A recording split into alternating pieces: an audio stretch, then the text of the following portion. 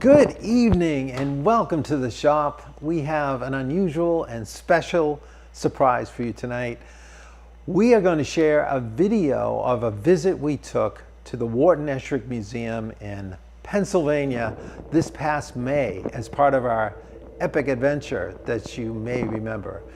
I'm not going to tell you a lot about it because we go into Wharton's life and work. He's just an amazing guy. I got to tell you, I was so surprised at how this visit impacted me, just as a creative adventurer, and also just by the woodworking artistry of this guy. He was absolute genius and came to woodworking as an artist, and you'll be able to see that through a lot of his work. So special thanks goes out to Julie Siglin, the executive director, and Larissa Huff, who gave us an amazing tour of the house and overview while we were there. And you'll hear from them shortly. So thanks for being part of this. We are going to hang out at the end if you want to have questions and a little live chat. So hope you enjoy it. Here we go. So I'm Julie Siglin, the Executive Director of the Wharton Esherick Museum, and I welcome you to the studio today to learn more about Wharton Esherick with us. The big takeaway with Wharton is that he was an artist from the word go. His mother said in oral histories that there was never blank paper in their home when Wharton was growing up. He would capture sketches and capturing daily life as a means of journaling, if you will. He was one of 7 children born to a family of upper middle class in West Philadelphia right before the turn of the century. So for Wharton, there was a bit of an expectation about how his life would unfold. He would go to college, he would go into his father's business, he would marry, have children, dress a certain way, behave a certain way. He did a couple of those things, but mostly not. His family did not encourage him to become an artist. They correctly predicted that that would be more of a struggle than the life that he had had growing up. But he persisted, and they allowed him to enroll in a manual training high school in Philadelphia where he had some art instruction, including printmaking and woodworking. And from there, he lands on painting as his first media as an artist that he is exploring. And he shows a lot of talent. So he enrolls in what is now the University of the Arts, which is an educational institution in Philadelphia. And from there, he got a scholarship to study at Pennsylvania Academy of Fine Arts. So he enrolls in this free ride scholarship, and then 2 months before the end of the program, he dropped out, right before graduation, which is also very indicative of Wharton's personality. He felt like he was being taught how to paint like his instructors, and he wanted to learn how to paint like Wharton Esherick. So formal art education was done for him, and he went into the industrial arts. So in these days, things like illustrating books before halftone printing technology enabled photographs to be printed in newsprint. There was a demand for artists who could render illustrations, and so Wharton was able to find work, and it was fairly good paying work. He met Letitia Nofer, Letty Nofer, who would become his wife following his time at PAFA, and they married in 1912. And Letty, as she was known, was somebody who we are exploring her influence on Wharton's life more and more. She was very attuned to the socially progressive ideas of the day. She was also very into the arts. She introduced him to a lot of people and ideas that would shape who we would become as an artist and as a person. So they married, and then in 1913, they began to look for a property outside of the city. They were city kids, so they were learning as they went, but they nevertheless bought a farmhouse just down the hill from where the studio is currently located in Malvern, Pennsylvania, in 1913, and began their life together in that home. They had a very set vision for their life. They referred to it as an organic life. So they wanted to live out in the countryside. They wanted to learn how to grow their own food. They cobbled together income streams that were not, quote unquote, 9-to-5s.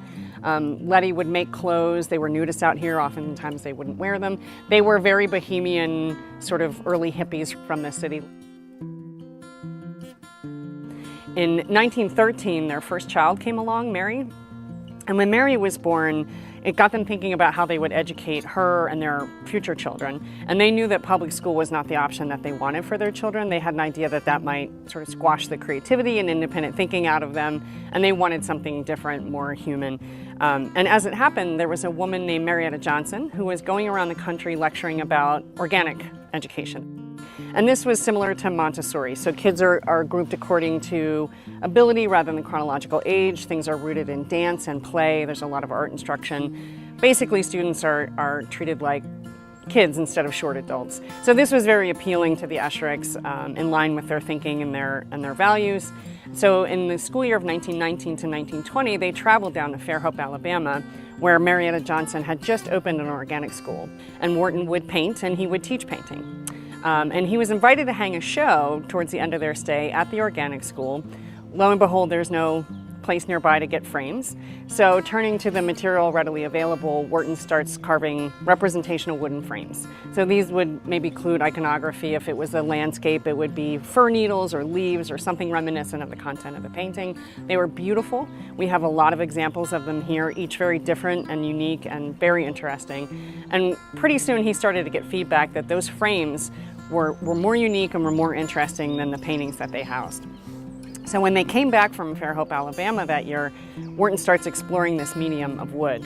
And he gets into woodblock printmaking first, where you carve into a woodblock, put your paper down, ink it, press it, and there's your artwork. And he has success in this. He's illustrating books, he's doing marketing of the day.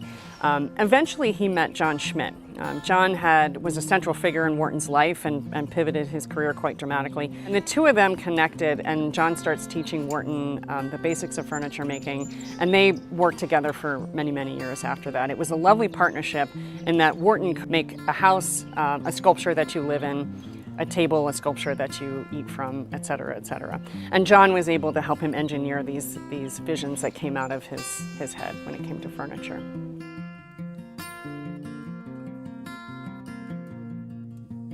So when Wharton gets further into woodworking, he has been allocated a bedroom in a farmhouse. He now has 3 toddlers, and he's working with the materials, tools, and processes of woodworking, which is not an ideal situation. So he went to a generous grandmother and borrowed enough money to buy the 4 acres. The museum now has the whole 12-acre contiguous parcel. And then he set about building himself a workspace without architectural drawings or really even a plan. They laid stones and made decisions about scale and orientation as they went. Originally, the studio was just the lower left portion. You can see a lot of, Frank Lloyd Wright was an influence on Wharton. He used to talk about buildings should not interrupt a landscape, but appear to grow organically from it. It also sort of flares out at the base, a bit like a tree trunk would. The roof line has curvature to it. That's not poor construction or age. Wharton used to say anybody can draw a straight line. When you draw a curve, that's when you have to start to think. So you will find right angles. That's a myth that they don't exist here, but most things are not following those traditional shapes. Eventually, in 1940, his marriage unraveled. They never formally divorced, but they never lived together again. By then, there were 3 children, 2 daughters and a son, the youngest son, Peter. So Peter was about 16 at the time, and he would have a couple more years at home. So Wharton puts on the wood addition, this wood tower addition. There was a bedroom up above for Peter, and then dining room, living space down below. And then the silo comes on in 1966. This is the last addition to the studio. He's achieved this with cinder block and then powdered pigment mixed into wet cement to create an abstract mural of an autumn day. And when the leaves turn behind it, it really is something to see.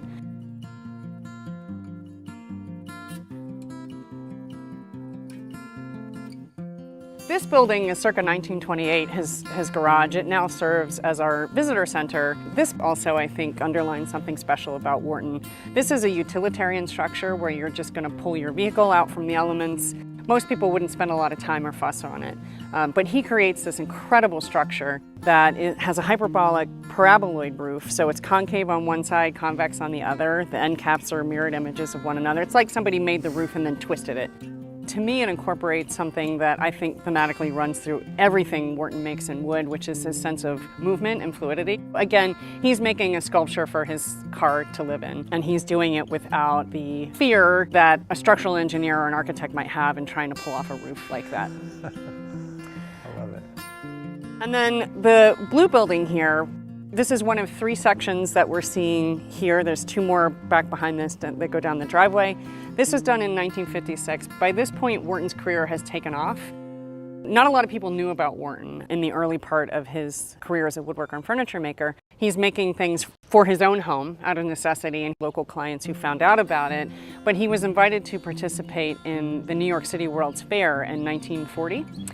The architect George Howe had a booth in the fair, invited Wharton to decorate it. So overnight, a lot of people saw Wharton's work and were introduced to it, including furniture makers across the country who there had been an influx of that after the war, and the GI Bill created some craft and trade programs, and you were having this disparate network of studio furniture makers before the definition of the studio furniture movement. And Wharton is middle-aged, but he winds up being sort of de facto leader of this. People look to him as the person who is defining this style of furniture, which is, again, a sculpture that serves a function. Each one is first and foremost a work of art. So Lou Kahn and Wharton, who is the globally renowned architect, collaborated on the 1956 workshop, as we call it, and it's a really, really special building. Kahn's buildings are very rectilinear. They don't incorporate a lot of decorative elements or curvature. So the two of them working together, they were coming at it from very different sort of stylistic ideals, but they really enjoyed working together. They were unmotivated by money or even client satisfaction. They were making art, and they enjoyed doing that together. Right, I was wondering, looking at it, like how much Wharton was involved in the design, given you're working with this famous architect, but clearly it's meshes so nicely with the garage. I mean, it's a contrast, but it was a definite collaboration. Yeah. The story went that Kahn brought roof models over and they set them up on top of shot glasses, and they would discuss and then take a shot and then reconfigure and take a shot. But it is purpose built for sure. Well, here he was, Wharton, in his late 60s, right? Was he around 68, 69 at the time he built his studio? When most people are thinking about retiring, That's right. He's building his studio. Yeah, there were works in progress when he passed away. I mean, until the very end. Yeah, that was his motivation. I like that, though. Yeah, I think that's true of most makers I know. Yeah, it is. Yeah. Never stop. Never retire. Never retire. No.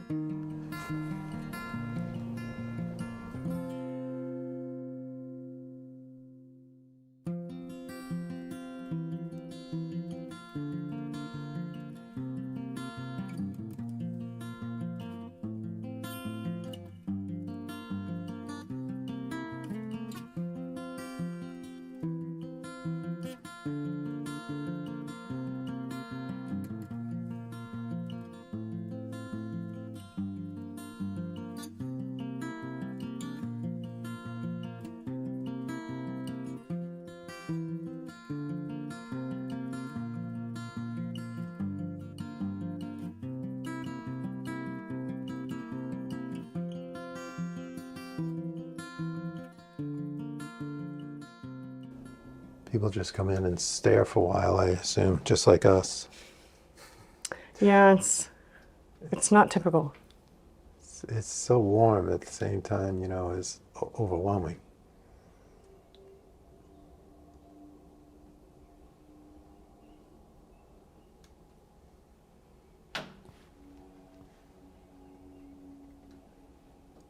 Gosh, it's so great.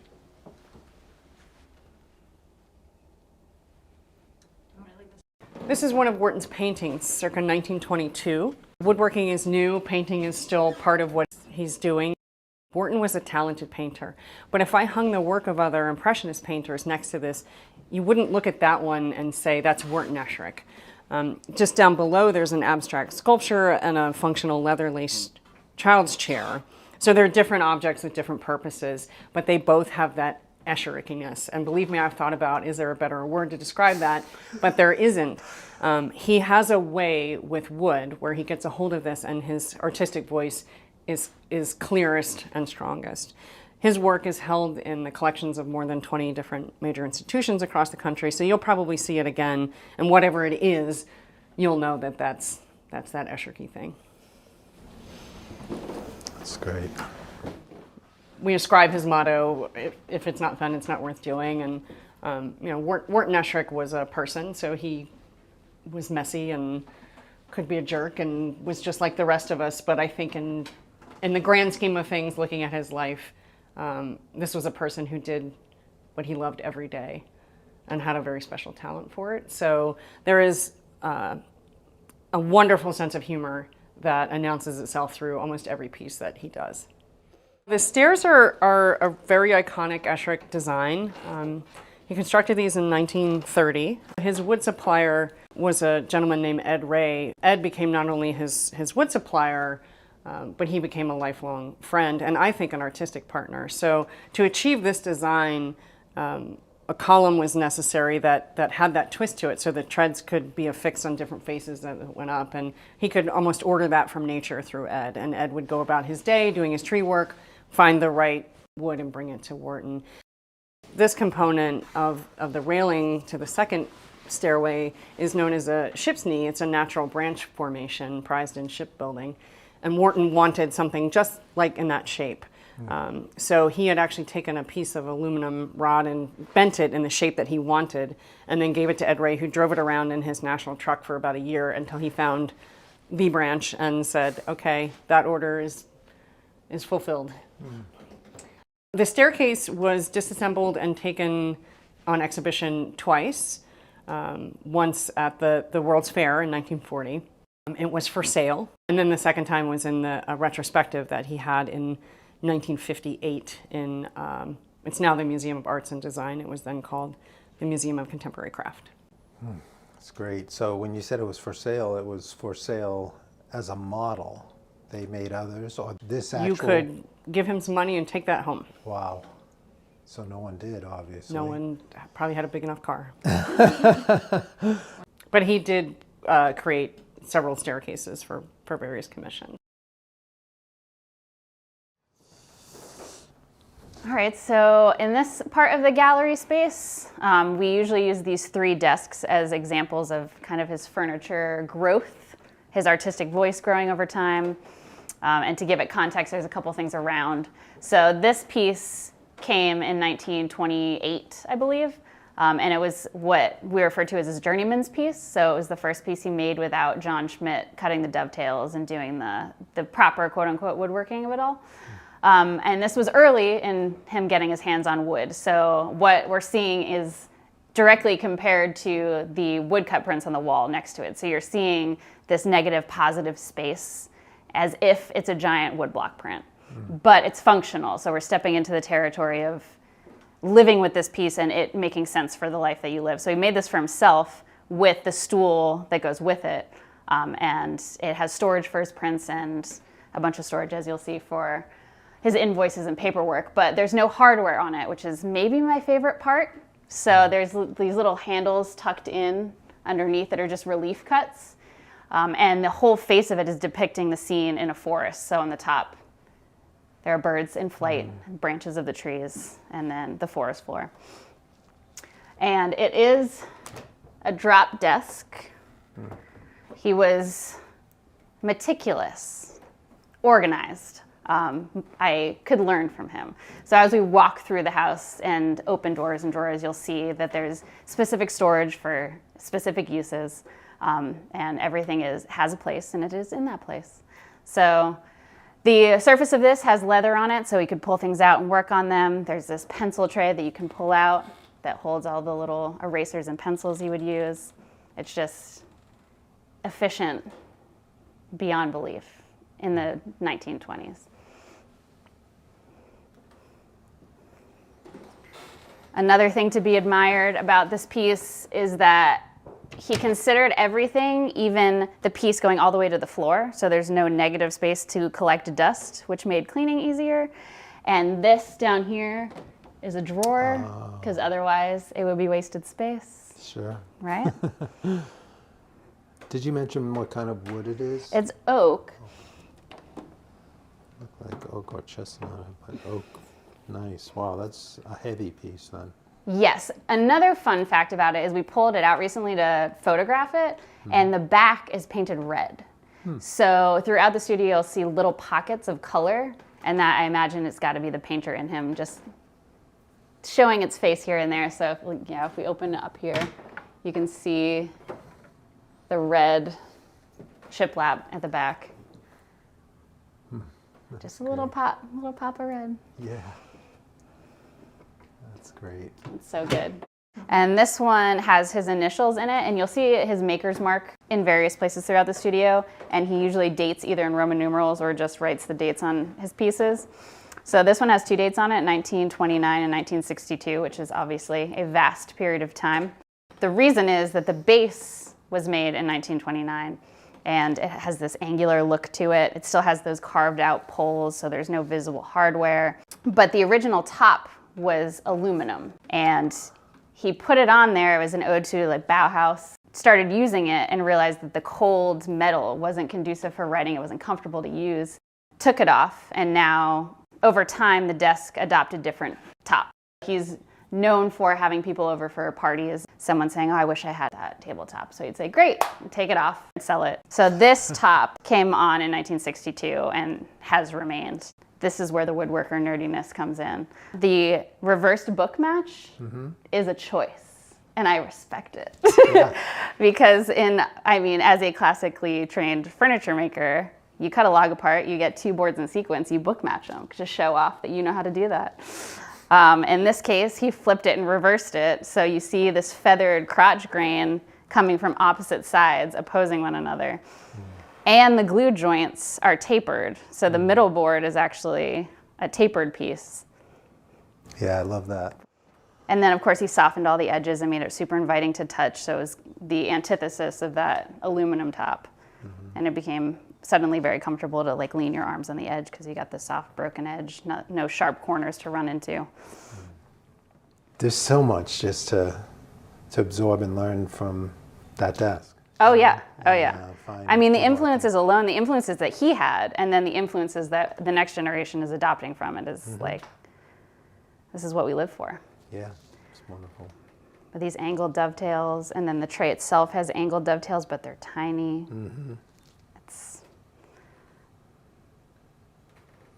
So he never sold the base. The base is original. The base is original. And the chair? The chair made to go with it, also original. We've got some cool sliding dovetail joinery in the top. It's also great. As someone who learned the quote-unquote rules of woodworking, I learned about wood movement, I learned proper joinery, I learned how to use machines and hand tools. Esherick didn't have any of those rules, and I think that removes this limitation that a lot of us get. But he had ideas, and he had friends that he could be like, "I want to do this, help me out," and the ideas created these pieces. So this desk is the final one on our tour of desks. It is a crowd pleaser, but before I open it, I'm going to point out my favorite part of it, which is the hint of blue that you can see between this radial pattern. So there's tongue and groove joints, and he painted them blue. There's that touch of color again. So this one was made for the 1958 show that Julia was referring to, that the staircase went to. And it appears to be a cabinet, but is in fact a desk. No hardware, so when you push on one door, the other door opens. So it's got a toggle inside that pushes the alternate door open. Another inspiration for things that I may or may not be making. So the storage in here is a lot of flat file storage for his prints, but this level here pulls out and is a desk surface. And the execution is so genius, but so simple. It just has these rails mounted to the doors. There are stops on the door that stop them at 90 degrees, and then these just ride out and sit on them. It's such a clear solution, but I would have overthought it. I need runners, I need this, I need that. Right, that's awesome. But the issue that remained was light. First of all, over our heads are the swing lights. Influenced by Esherick's sailing, they also allow you to bring the light to wherever you need it. In the instance that someone lives in a house that doesn't have swing arm lights mounted to their ceiling, you need a light source to be able to light your desk surface. So these guys are drawers, but they're also lights. Oh, that's so great. It's just brilliant. Right? It's remarkable. It's a remarkable piece of furniture. The stools, we have a handful of them around there. The closest he got to batch production. So he would have what he called looky-loos, people that just rolled up and wanted to look around or buy something. So he'd always have a batch of them finished, and then he'd pull out a handful of them and say, you can pick one of these and take them home. There are high and low ones. There's all different heights. Each seat is completely different. So by quote unquote batch production, I mean they're still very different from one another. But he could make a run of them, or his helpers could help him make a run of them, and he could sell them. I believe he sold them for $25 a pop. Oh my God. I know. That's painful. It is worth mentioning that this originally was one floor all the way across. Like the sculpture well wasn't always there. Oh, okay. So when he first built the studio, there was no bedroom upstairs. It was just this workspace, and it was one solid floor across. But he wanted to build some like cool storage underneath and started digging out and found termites. So then he had to keep digging, and it eventually became this massive space that he turned into this display space. And he kept what he called the sculpture, the artwork of the termites in the corner over there on the windowsill as like a little ode to the work that they had done. But we have photos of him having parties in here and people hanging around, and the sculpture well looked exactly like this. Just want to ask quickly about this chair. Sure. I saw on the website, it seemed like this was made when he was approximately 80 years old. That sounds right. That's just incredible. Do you know construction-wise, was he into steam bending too? He wasn't. We have nothing to say whether he bent laminate or steam bent anything. I imagine if he did, it was an outsourced thing. Most of the time he cut it out of the wood and shaped it. Right. So like most of the sculptures that are twisted and stuff are all just following the grain. So if that was steam bent, it was done by someone else, I believe. Just amazing, that It he is was still amazing. going after it at 80. Yeah, That's one of what I the hope. library ladders is dated like 1968. That was 2 years before he passed away. It's remarkable. It gives me so much motivation, Like it's never too late. Yeah, every time I get hung up of like ruining a piece or like overthinking it, is this right? Like so many years to make more things. Right. So I can fix it on the next one. Exactly. I think Ed Ray had a lot to do with the materials that he used for various things. And in the beginning, his sculptures, from what I understand, were made of more exotic woods. And then when he shifted into furniture, he started using local stuff. So there's a lot of oak and walnut and cherry, some maple. So this is a maple of some sort, curly. It must look be. At that density. It's so gorgeous. Yeah. Talk about starting with basically a large trunk. It looks almost like those stones in a river that the water has been running over for eons. So we're going upstairs? We are going upstairs. Okay, great. Well, we can begin with the trapdoor. That door closes. He was working here and living here at the same time. He had to shut out dust and sound. So this is like on a pulley system, and the counterweight is another monkey. A monkey. And the trapdoor closes out the dust and sound. So here's the windows. Yes, so the dormer windows in the bedroom came on later when this became more of a residence. And there's a lot of personal memorabilia in here. So a lot of gifts from friends, work by friends. All of his books are exactly where he left them.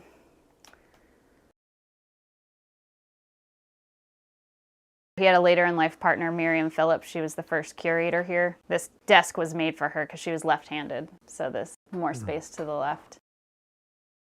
Some cool breadboard ends. And he did apparently book match this one. He did book match that one. He said, all right, I'll do it for her. I love the leather weaving on the chairs. Yep.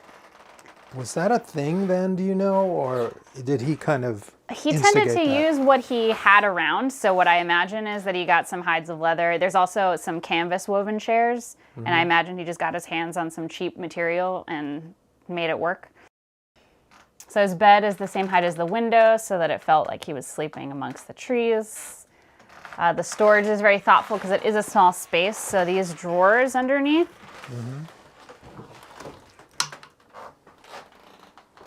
Pull all the way out and they go the full depth of the bed. Oh, brilliant. And as a furniture maker, one of my favorite things that he did is these shallow drawers, because he hated the idea of things being too deep and not knowing what was at the bottom of them. So all of his drawers are relatively shallow, and if they aren't shallow, the drawer sides drop down so that you can see what's inside, which is in that cabinet. I can show you.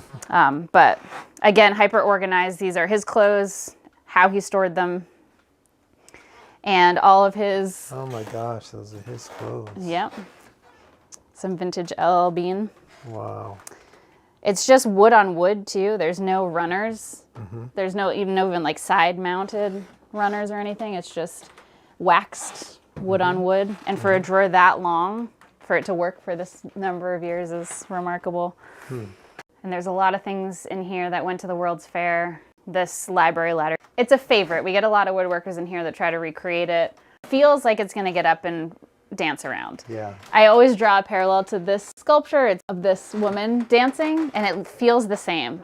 Part of his life was dance. His daughters and Letty, his wife, were a fair amount, so I have to assume that inspiration came from human movement a lot.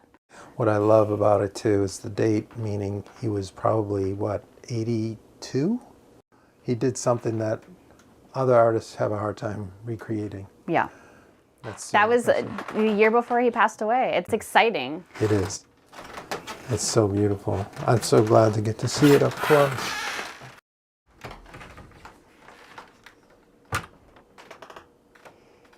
So the drawers drop down in the front so that you can see what's inside instead of it being a drawer front that meets a drawer front. It's so clever. And then there's a little touch of red on the drawer sides. Oh, I So see. the depth, Okay. the full depth of them is much more. Oh, great. But the fact that you can just open the drawer and see if like t-shirts in this, sweaters in this, whatever the case may be. That's smart. Yeah. And then the mechanism, the toggle underneath is just, Yeah, that I think is really, like, I didn't know he did that. yes. I've never seen that. Where you push it in, the other one pushes open. Is there a little magnet or is that a catch? It's a little ball catch Okay, yeah. that like locks them into their actual Yeah, yeah, position. yeah. But this is, just. Then just a little push and that toggles it out. Yep.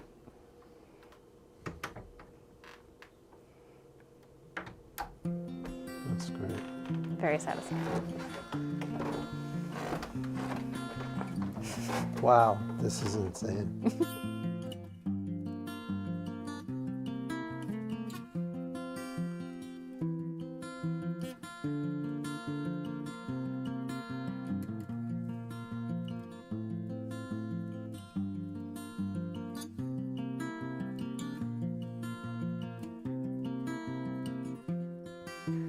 So the kitchen, a couple fun woodworky things to consider is this mosaic floor. A pile of wood that Ed Ray dropped off to be firewood. It was all scraps, misshapen and knotty and stuff. And Esherick milled it all up and had his son Peter help him make this floor. So it's tongue and groove joints, and it is depicting a young woman with her hand on her hips. So there are two legs that go up, and then there's one, like an arm that goes like this, and then there's crouch grain in the middle because he was funny. Oh gosh. Part of the reason they bought the farmhouse down the hill that started this whole thing is because there was a giant cherry tree out in front, and Esherick fell in love with the tree, and he said he could make the house look like whatever he wanted, but he wanted that tree. And then many years later it had to come down, and that is what composes the walls and the ceiling in here.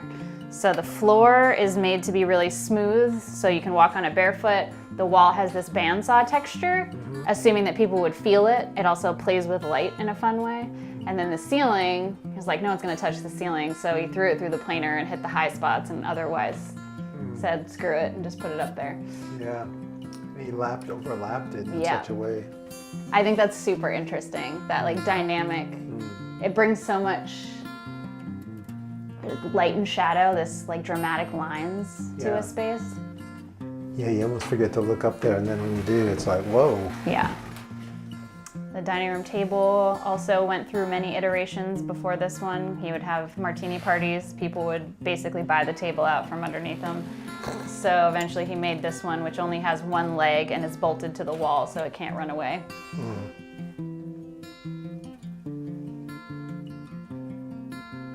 And the chairs underneath are hammer handle chairs. I love a pie-shaped drawer that Oh, yeah. pivots on a single hinge. It's such a good use of space because the idea that this could pull out straight would interrupt the whole room. But this solution is so clever.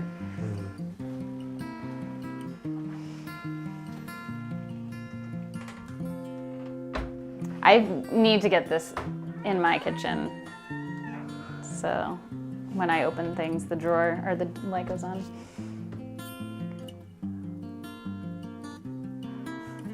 So clever. This is another thing that now is very common, but Oh, yeah. Hey, I mean, why not? yeah. That's so great. All of this shelving has a little lip on it, like a sailboat, to keep the glasses from falling off. And like this one has the same, so. You spent an incredible amount of time detailing this house. Yes. And I think if he were alive and you were to ask him about it, he would just be like, oh yeah, well, I needed it to be like that. So I just did it. It's an unfortunate limitation that we can't share with, we can't invite more people per year in here, but there's something also very special about that we can't have more than a certain number of people come through in a year. So it becomes this intimate experience. But it's also hard to have more than 8 people in the building at a time. It gets very cramped. Yeah. Very tight. Just going through that little stair jog. Yeah. The deck came on actually before the silo did, and it was inspired by the boardwalks on the Jersey Shore where he would spend summers. And some more sculptural castings. This was 1956, so this is when his woodworking no longer fit in the studio. He built this. So this bay was where the wood, his like lumber storage would be, basically. This would be where he worked it and built it, and then finishing an office space. Yeah. It was converted into a residence when his daughter and son-in-law moved onto the property to turn it into a museum, basically, and help him as he aged. A horizontal boring apparatus on this side that's basically a mortiser. But yeah, love a homemade bandsaw.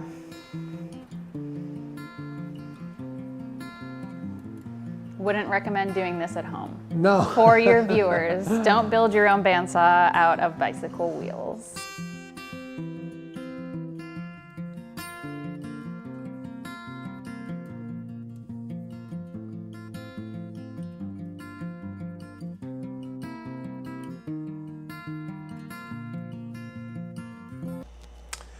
I hope you enjoyed that little tour as much as I did, and the camera lady did an amazing job shooting that and also editing that entire production. So huge thanks to her as usual. And you just have to go and see that place. I think it came through a bit what it feels like, but to be in there is truly inspiring, and you just feel the place oozes with artistic, creative beauty and warmth, and just gives you hope for the expression and effect you can have with the things you make with your hands. So that excites me to share the art of woodworking and to just pass it along from past generations to the next with objects that we make from our own personality and preferences and choices we make that add something unique. Yeah, and they have a lot of plans for the future. They're getting ready to do a lot of growing, and they're going to be creating a better visitor center. They're trying to get that blue building available for more public touring. They've just secured a lot more support, so things are happening there. And I think they said something about getting back to the homestead down the hill too, and being able to do more to expose the history of the family. So Yeah, it's just really a cool. great place to visit. And if you want to visit, you should check out their website, which Yes. gives all the details. And we have a link in the the notes, description. the Yep. description. And there are certain days that they're open. So take note of that. Don't just drive out and show up, because you may be sadly disappointed. Yes, and we did have some people asking in the chat about Larissa. Larissa is a furniture maker, larissahuff.com. And Julie Siglin is the executive director at Wharton. Yeah, Esherick Larissa does some beautiful Museum. work. Yeah, you should she's check out her very good. website. And she And has an Instagram Instagram. as She's well. very active on Yeah. social media, and she handles the social media for the Wharton Esherick museum, Museum. So yeah. it's nice, someone who really understands and appreciates woodworking at her level Yeah. to be giving you a tour there. It was Yes. really a treat. So yeah, be inspired. If it's not fun, it's not worth doing. Yeah. And So he had a like quote that. too. I read recently a speech that Wendell Castle gave at one of the anniversaries of that museum. And he has a number of things he learned from Wharton Esherick. But one of them was that if you hit the bullseye every time, you're standing too close to the target. Oh, that's a good And one that too. and that is true. Like he didn't seem like a person who was afraid to make mistakes, and clearly he grew from those explorations, and it shows in everything about that house. So, I mean, he was flesh and bones, just like us. So he had his things, but it's pretty inspiring to see the beauty that can come out of one person. So Yeah. why How long- not? How Why long not into us? your life you can be creative? It's That's right. pretty cool. That's right. Are there any questions in the chat? or are No we all good? questions, just a lot of enjoyment. So it's really great. Awesome. Well, we thank you so much for being part of this. We do want to just say we're in the middle of a class. We're just finishing our first round chair class. This is a back leg that's not been fully shaved. I'm doing my best. I'm trying hard. doing great. But I've got to do a little pillowing on there.